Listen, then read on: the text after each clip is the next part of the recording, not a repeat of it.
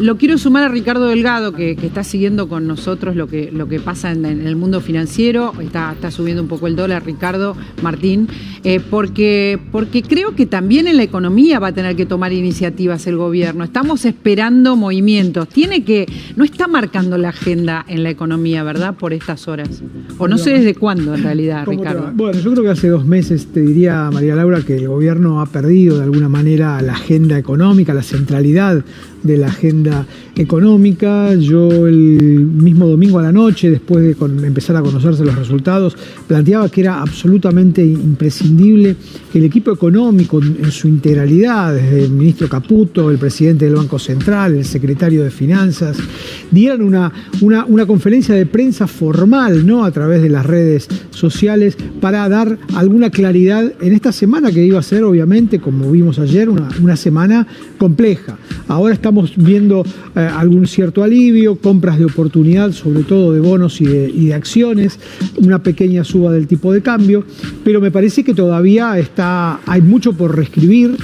Mañana tenemos una licitación muy importante de bonos del Tesoro. ¿Cuánto habría que vencen? ¿De qué número estamos hablando? Estamos hablando de 7.2 billones, o sea, millones de pesos que vencen de deuda del Tesoro Nacional. Hay una particularidad que es interesante, y es que el gobierno ofrece dentro del menú 2 bonos atados al dólar, los que se conocen como bonos dólar link, uno a octubre y otro a diciembre. Y de alguna manera eso también está indicando que el gobierno ofrece alternativas de dolarización a los inversores. ¿Está interviniendo el mercado en este momento? En principio no. Ayer el dólar... ¿Vendieron dólares? No, en principio no. En principio no. En principio no, se calmó después de haber arrancado una rueda muy complicada, muy cerca del techo de la banda, de 1470, hoy es la banda, a partir de la cual el Banco Central estaría obligado, según el acuerdo con el fondo, a vender divisas para mantenerse adentro de esa banda. Se calmó, cerró en 1435 y ahora está en esos más o menos en esos niveles. Les quiero plantear a los dos esta cuestión. Nosotros seguimos, Martín, Ricardo, de cerca el mercado financiero, pero la cuestión es la economía. Lo que la gente está castigando es la economía. Sí.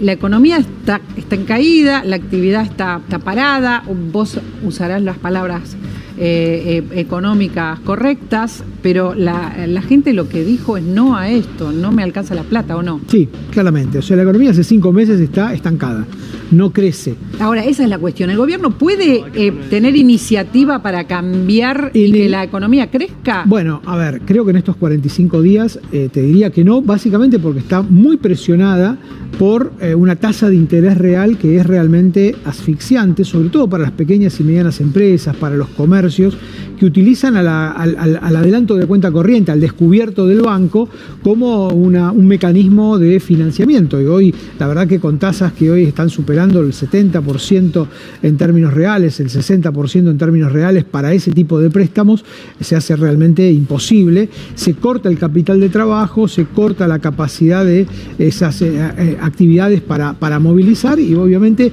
va a empezar a impactar claramente en el empleo. Esta es la cuestión, Martín. Digo, si la gente lo que vota es en contra de medidas económicas, siempre la economía es lo más fuerte en el mundo y especialmente en la Argentina, y no hay, digamos, posibilidad ahora de que la gente en los próximos 50 días vea en el bolsillo alguna señal de cambio, ¿cómo va a ser el gobierno? Es muy difícil, porque además el gobierno se metió en una trampa cuando dijo: yo voy a cuidar los 2 tesoros que tengo, que son la baja de la inflación, la estabilidad del dólar. Aplicó una serie de recetas que generaron un daño colateral, que fueron esto que estamos hablando del parate económico y muchos otros problemas que se diluyeron entre buena parte de la población, sobre todo en el conurbano bonaerense, que tuvo que votar este fin de semana y votó masivamente en contra del gobierno. Ahora, si el gobierno dice: no, bueno, vamos a girar, vamos a recalibrar y vamos a empezar a repartir un poco más, vamos a permitir que la tasa vuelva a niveles más o menos razonables y que vuelva el crédito, que vuelva la actividad, pone en riesgo los otros dos valores y es muy probable que en 40 días se te descalabre todo, con lo cual casi como que lo que tiene que hacer es decir, bueno, me ato al mástil. Pero a ver, el gobierno dijo que no va a haber cambios. En algún momento, claro, el plan económico. El problema que eso es casi de ponerse en una situación de imposibilidad, porque el gobierno decía, yo estoy metiendo todo este daño no deseado, las tasas, por ejemplo, porque gano las elecciones y todo se ordena. Si no se da ese escenario, ¿quién va a tomar las decisiones del cambio? ¿Los va a tomar la realidad o el gobierno va a asumir que por lo menos el diseño de su programa fracasó? Está en un dilema el gobierno, ¿no? Es muy difícil la salida de ese dilema. Es muy, muy difícil. La gente le está diciendo que no a la economía como está, digamos, ¿no? Que sí algunas cosas, pero que no. Y sin embargo lo que dice es que no se va a mover de esto y no sé si puede moverse, cuánto puede moverse, dice Martín. Coincido con Martín, me parece que claramente el gobierno sabe que si mueve el tipo de cambio, si se mueve el dólar, se mueven los precios y eso es básicamente lo que el gobierno no quiere. Hay 45 días por delante que muy difícilmente el gobierno va a hacer todo lo posible a atarse todo lo que pueda al mástil y soportar las inclemencias del temporal que pueda venir en estas semanas antes de las elecciones. La pregunta es el día después. Cuando uno habla con los inversores se empiezan a preguntar, bueno, pero la Argentina no está acumulando dólares. La Argentina no compró dólares en el momento en donde por ejemplo, los productores de soja vendían dólares. ¿Y de dónde van a sacar los dólares? Esta es una economía que tiene un gran problema para generar divisas, de manera genuina. Pensemos que hay vencimientos de acá a enero del año que viene que superan los 7.000 millones de dólares. A ver, problemas en lo económico y problemas en lo político. No quiero dejar de compartir lo que pasó ayer en el programa de Carlos Pañi y Martín con vos, porque habló Emilio Monzó, a quien todos conocemos, Laura también, porque fue presidente de la Cámara de Diputados. El reivindicador de la rosca. El reivindicador de la rosca habló con Pañi y fue bastante fuerte contra el gobierno. Su opinión, por favor. Pero para mí el que se equivoca principalmente es el presidente de la Nación, que ha destruido absolutamente todo, que al comienzo se premiaba la destrucción, pero ya la motosierra y la destrucción destruyó todo, destruyó los aliados en el Congreso de la Nación, destruyó Corrientes, tenía una alianza en Corrientes, tenía senadores que lo defendían, destruyó Corrientes. Y ahora el problema de la mesa es que se están destruyendo adentro. Esa mesa, vos bien lo dijiste, lo hacen para parar porque ya la destrucción es interna. Ya no hay nada para destruir afuera, ahora se están destruyendo adentro. Entonces esto es más de psicología y de temas emocionales. O le da paso a un escrutinio más racional de esta situación o vamos a vivir momentos muy conflictivos si el presidente de la Nación sigue sobregirándose. Para mí hoy tiene que haber temple, tiene que haber cambios más profundos. Esta mesa es un chiste. Bueno, fuerte esto, ¿eh? Esta mesa es un chiste, dijo Martín. Sí, bueno, hay una imagen que a mí me quedó de ayer. La única imagen que conocimos del interior de la Casa Rosada es la reunión que tuvo Milei con los representantes del BID y el ministro de Economía. Y como solía pasar en los meses anteriores, la foto es presidida casi en un primer plano por una enorme motosierra que tiene puesta el presidente ahí. Sí. Me cuesta ver una imagen más clara de la desconexión entre el resultado electoral y la reacción del gobierno. El gobierno todavía no se da cuenta, creo yo, de que tal vez tenga que empezar a pensar en una nueva narrativa económica y política para asumir el resultado o las consecuencias de la opinión popular que conocimos el domingo a la noche y que muy probablemente pueda repetirse, al menos en la provincia de Buenos Aires, que es medio país, en octubre cuando se hagan las elecciones legislativas. ¿Coincidís nacionales con Martín, Laura? Absolutamente, sí, efectivamente. Y hay que ver acá qué dinámica va a tomar la oposición, ¿no? Porque las negras también juegan en este tablero político, ¿no? Porque todos estamos esperando la medida o el conjunto de medidas que eventualmente pueda adoptar el gobierno, pero mientras tanto la oposición hace su juego electoral, lo ve al oficialismo debilitado y van a aprovechar el momento político para la embestida. Te mencionaba recién que se va a presentar el presupuesto el lunes. El gobierno el año pasado clausuró el debate del presupuesto. En esta oportunidad no va a tener chance de eludir ese debate. Y ahí Claro. van a estar los gobernadores peleando por sus recursos y la oposición marcándole la cancha. Está en problemas Te agrego- peores ahora, ¿no? Está en problemas Absolutamente. más graves. Sí. Agrego un dato que es importante. Cuando uno habla con los inversores, con los que toman decisiones económicas, ya desde hace varios meses, la palabra cómo está la política, cómo se ordena la política, empieza a tomar un volumen que no tenía hace meses atrás. Sí. ¿Qué quiero decir con esto? Hay una señal muy clara, digamos, el 15 de septiembre, el próximo lunes, hay que presentar el presupuesto. Ahí hay demandas de los gobernadores que podrían implicar, si el gobierno no hace bien las cosas, no solamente, digamos, una ruptura política con los gobernadores, sino básicamente un mayor deterioro de las cuentas públicas.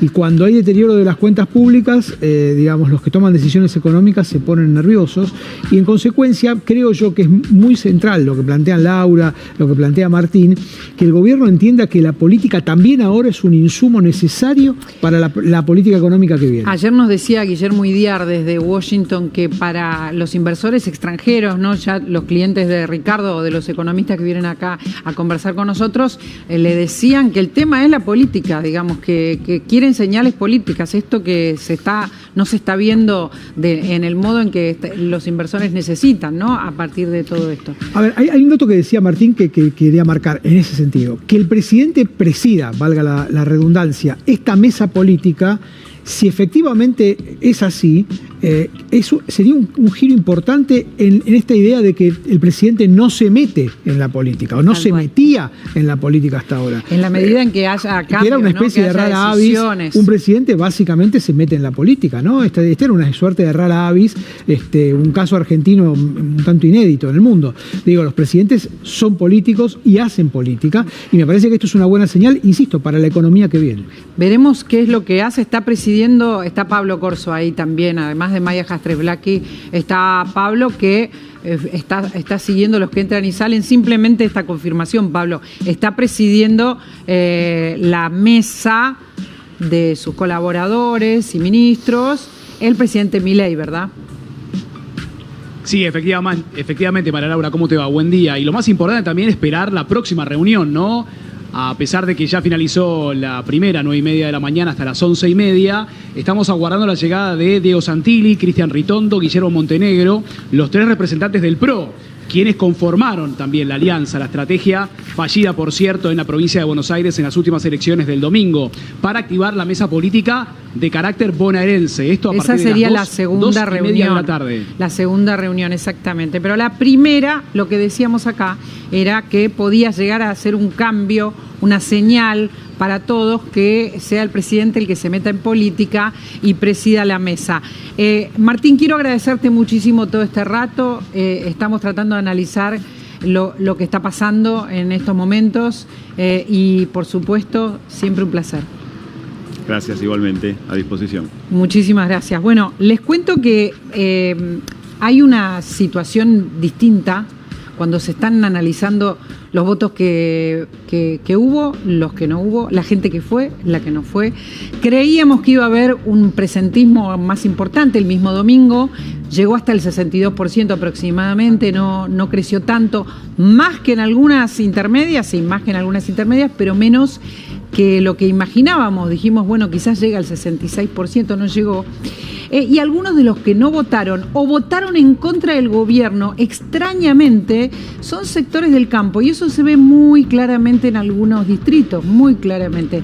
Tenemos la suerte de estar con el intendente de Pergamino, con Javier Martínez. Javier Martínez, para quienes no lo conocen, el intendente era del PRO y también trabajó con La Libertad Avanza cuando se fusionaron, ¿verdad? ¿Cómo está, Javier? Buen día. Hola, buen día María Laura, gracias por comunicarte. Bueno, en realidad nosotros somos justamente de los que no hemos aceptado el acuerdo del PRO con La Libertad Avanza. Nos pareció, si bien fue una decisión muy difícil. Ahora, en esta elección, ¿verdad? Exactamente. Exactamente, fuimos de los que tomamos la decisión de no estar en el esquema. Decisión difícil, pero bueno, nos daba, o estábamos seguros que ellos no respetaban nuestros intereses, nuestra trayectoria, no lo consideramos adecuado para nuestro votante, porque hemos tenido mucha mucha conflictividad con los concejales de la Libertad Avanza acá en la ciudad, que han acompañado prácticamente al peronismo en todas las decisiones. Así que bueno, tomamos esa decisión de compartir junto con San Nicolás y Rojas un nuevo espacio que se llama Hechos, sí, señor, que compitió en la segunda sección electoral, que logró ingresar 3 legisladores y sacar casi el 24% de los votos seccionales. Un espacio que trata de dejar un poco de lado la ideología, porque a mí el pergaminense no me pregunta a qué espacio político pertenezco. El pergaminense lo que me pregunta son cosas puntuales, o el asfalto, la luz, o la contenerización, o cosas muy puntuales. Así que contento de formar parte de un espacio que trae el aval de decir, bueno, nosotros hicimos esto, digamos. La idea del espacio es salir de la lucha, salir de las promesas incumplidas, salir de las divisiones blanco-negro y demostrarle a nuestros vecinos lo que hemos logrado en nuestras ciudades. A ver, podemos repasar el primer momento. Ustedes, como integrantes del PRO, sí votaron a Milei en 2023, ¿verdad? Nosotros acompañamos a Milei en el balotaje. En la segunda vuelta. Para tratar de entender qué es lo que pasó en el medio y qué le pasa a la gente del campo, Javier. Digo, ustedes como representantes acompañaron a Milei para que ganara en la segunda vuelta. Ahí sí funcionaron con la Libertad Avanza. Así es. Y desde ese momento hasta ahora ha pasado muchas cosas, cosas que han sido muy incómodas para nosotros. ¿Cómo cuáles, por ejemplo? A ver, pensando en la gente, ¿qué es lo que los aleja a ustedes del gobierno? Bueno, que hay un desencanto de parte de toda nuestra estructura productiva, industrial, agropecuaria, comercial. La ciudad ha perdido un poquito la esperanza en el gobierno del presidente, lamentablemente, y se va volcando hacia otras alternativas, y por eso el condimento raro de que en Pergamino el Frente Patria o el gobernador haya obtenido la elección que obtuvo en Pergamino, o en Chivilcoy, o en Tandil, digamos, ¿no? Cosas raras que no se veían y que se ven porque ese voto un poco castigo fue a parar ahí. Eso es muy importante lo que está diciendo, no ganaba la Fuerza Patria, o no ganaba, quiero decirla, el kirchnerismo. Es un descontento el que están viendo ustedes. Están viendo descontento entre los chacareros. ¿Quiénes son los que están más decepcionados? Bueno, creo que los empleados, si vemos esa línea, a la gente le cuesta mucho, le cuesta llegar a fin de mes, hace un gran esfuerzo, pero creo que el mayor desencanto pasa por ahí, porque nosotros habíamos notado que los barrios humildes de la ciudad también habían acompañado al presidente en el 2023, y bueno, cosa que fue el votante que empezó a perder, pero también notamos que gente del campo, que en su momento lo veía con mucha simpatía, bueno, hoy ha perdido un poco esa confianza y ha empezado. Primero hay un gran porcentaje que no fue a votar directamente acá. En el 23 votó el 78% de la población, y antes de ayer votó el 62%. Sí. Y después el que fue a votar ha un poco dividido el voto, y parte de ese voto, que yo entiendo que un voto castigo, fue al Frente Patria. Pero yo le preguntaba a qué el castigo, porque estoy acá con el economista Ricardo Delgado y porque estamos tratando de entender, porque es muy novedoso esto que pasa con las fuerzas productivas del campo, que no suelen votar al kirchnerismo. Novedoso, usted lo dijo, no es lo que pasa normalmente, esto es un voto castigo. Pero ¿qué es lo que más ruido le hizo? Estamos hablando de la economía, estamos hablando de, digamos, modos del gobierno. Bueno, creo que hay un combo de cosas, María Laura, pero creo que todo suma. La economía, el campo en algún momento pensó que iba a tener algún alivio fiscal más importante, la industria textil, que en nuestra ciudad es muy fuerte, sí. Esa industria hoy nota que está un poco siendo avasallada por productos importados, y hay muchos pergaminenses, generalmente mujeres, que se están quedando sin trabajo en esa industria textil tan fuerte. Y después nuestra forma de ser, del interior, medios provincianos, la agresión permanente del presidente, la falta de respeto a la institucionalidad, la falta de respeto al Congreso, a los gobernadores. Yo creo que también todas esas cosas forman un componente negativo hacia su figura, ¿no? Sí, claro, pero bueno, entiendo que es muy sorprendente el porcentaje que sacó el kirchnerismo allí en Pergamino, como usted bien dice, como también pasó en Chivilcoy y en otros distritos.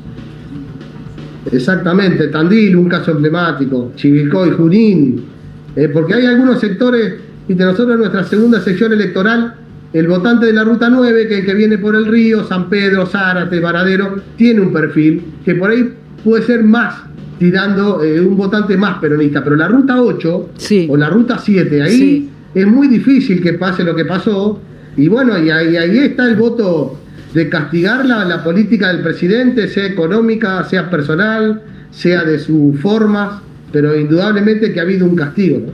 A ver si podemos precisar económicamente qué es lo que perdió más la zona de Pergamino y en general el campo, Ricardo. Bueno, a ver, no sorprende el voto, digamos, contrario al gobierno, en favor del peronismo en el conurbano, en la tercera sección electoral, que también ha sido muy castigada por una política industrial que ha castigado básicamente a las pequeñas y medianas empresas en estos años. Sí sorprende el voto de la ruralidad. Estamos hablando... Sorprende mucho. Pergamino, y sí, claro, Pergamino es la zona núcleo de la producción sojera, son los campos más caros de la Argentina, donde generan más valor agregado. El intendente lo puede decir mucho mejor que yo, pero digo, Pergamino, Tandil, Chivilcoy, toda esa zona realmente ha sido de alguna manera también, ha esperado del gobierno incentivos ante una perspectiva de precios de los productos, de la soja en particular, que no ha sido la mejor en los últimos tiempos, y un aumento de costos que se ha dado en dólares y que ha encarecido mucho la producción. Entonces me parece que toda esa combinación ha jugado, entre otros elementos, como dice el intendente. Es muy sorprendente, muy sorprendente. El campo, como dicen medio en chiste, medio en serio, es gorila en general para votar. Ahora le pregunto, ¿para usted es que está mirando con cariño al peronismo o le dice no a Milei, no a estas políticas económicas de Milei? Javier. No creo de ninguna manera que estén mirando con cariño al peronismo. El sector productivo del interior del país, Pergamino, yo siempre lo asemejo mucho a Córdoba, ¿no? Espera poco y nada del peronismo. Creo que son llamados de atención.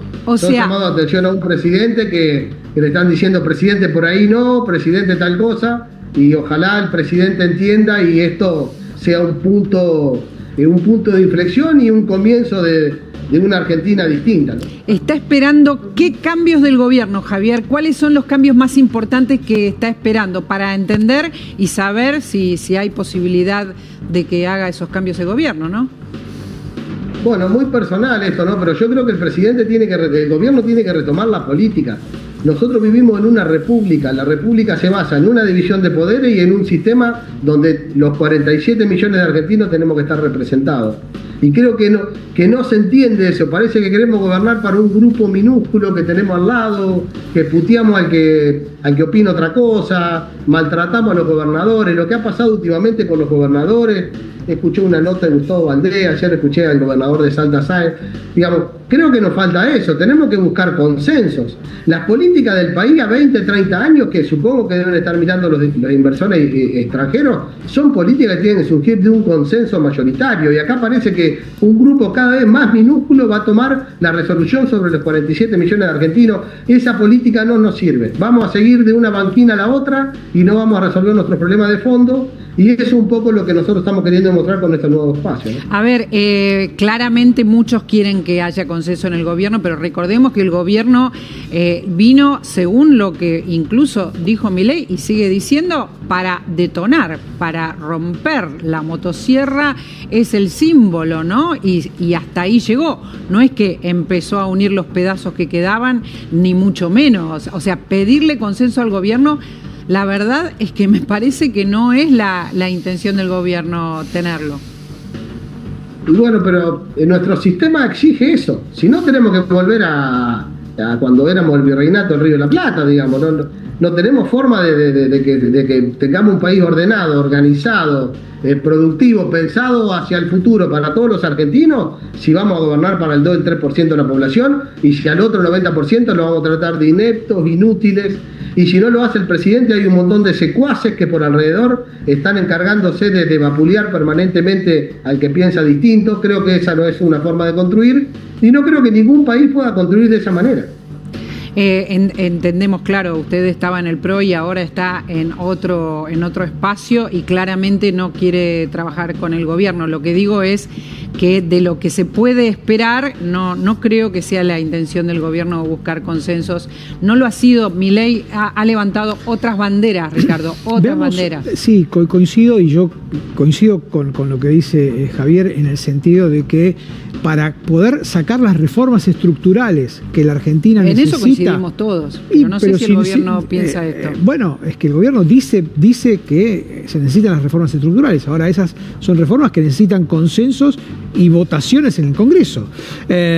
Yo creo que la primera señal va a ser lo que decía Laura antes. La semana que viene se tiene que presentar el presupuesto nacional. Veremos cuál es la vocación del gobierno, porque este es un gobierno que por segundo año consecutivo no tiene presupuesto, vive con un presupuesto prorrogado de un gobierno anterior.